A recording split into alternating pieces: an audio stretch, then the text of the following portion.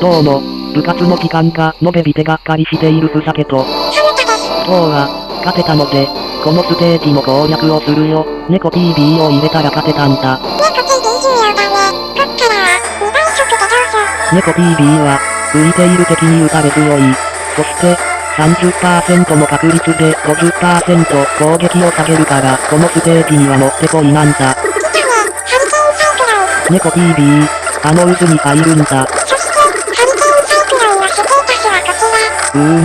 遠方攻撃なため、近くに行けば攻撃が当たらなくなるので、高体力のキャラを使っています。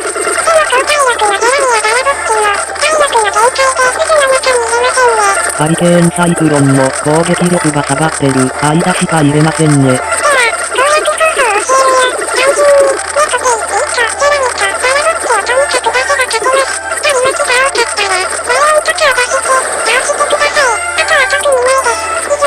ならいらなくね。では、あれ行きますか。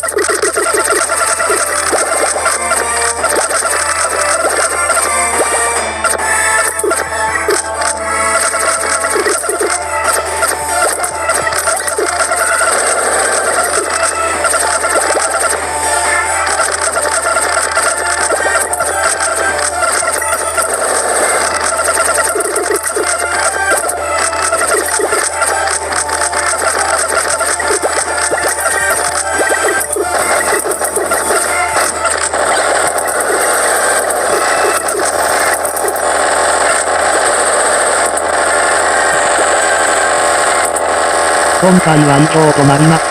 最後まで見てくれて、ありがとうございました。それでは、バイバ。